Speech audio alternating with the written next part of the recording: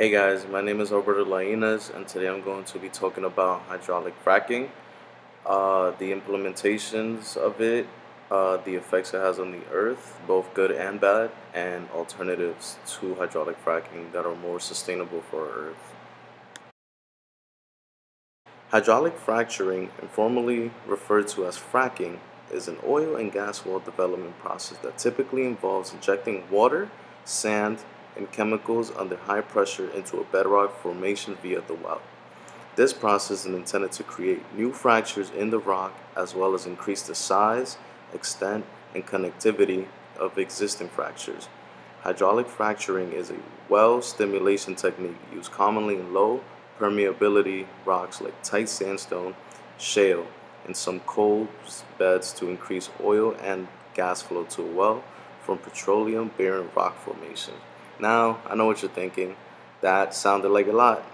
To be honest, I didn't really know what it meant either. So I'm going to play you guys an animation that shows you guys essentially how fracking works. Here you go. Hydraulic fracturing is a time-tested, proven technology. It's been used in more than 1 million wells worldwide for the past 6 decades. This is how it works.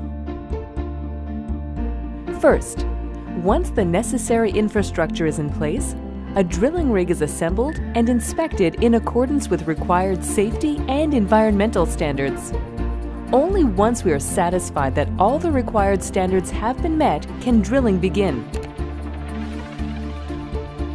When the well is drilled, multiple layers of cement and steel casing are inserted to create an impermeable barrier between the well and the groundwater.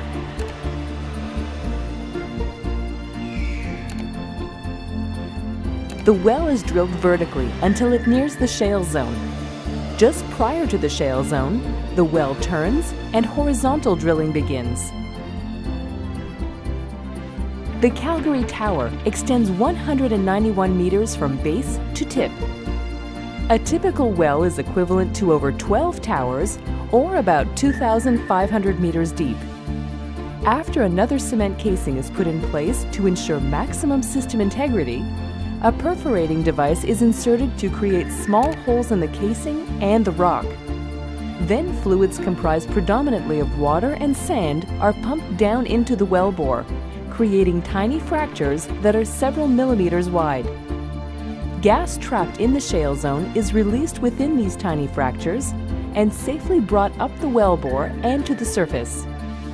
Canada has vast amounts of natural gas which can provide a cleaner burning source of energy for more than 100 years.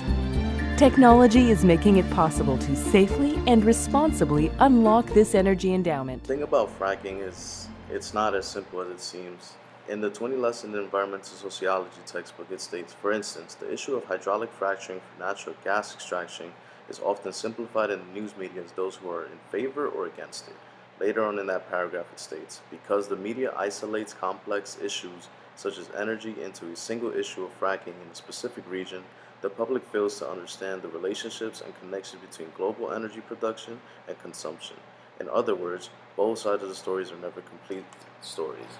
So how do we replace fracking? How do we replace what provides 25% of the energy in the United States and possibly 50% of the energy in the United States by 2035? The answer is simple. The alternative to this is known as green fracking. The latest on the fracking front. Could there be such thing as green fracking? Well, the oil and gas industry is trying to ease environmental concerns by developing non-toxic fluids for fracking. Fracking's made it possible to tap into energy reserves across the nation, but it's also raised concerns about pollution. Clean Stim is a product by energy giant Halliburton Inc. that uses only food-grade additives. The company says it's working to reduce safety and environmental concerns for both workers and the public. Two environmental groups say they welcome the development, but still have questions about other issues caused by drilling. Now the question is there such thing as a sustainable form of fracking? Is there a form of fracking that would not cause that much harm to the earth, or is all fracking bad? Is there a way to slow down contamination of water or stop contamination of water altogether? Is there, a way to stop environmental pollution due to fracking, noise pollution due to fracking? and oil and gas leaks due to fracking that can be very dangerous and very bad for the environment overall. At the end of the day, it's up to us to decide, and it's up to us to take action, what we want to do.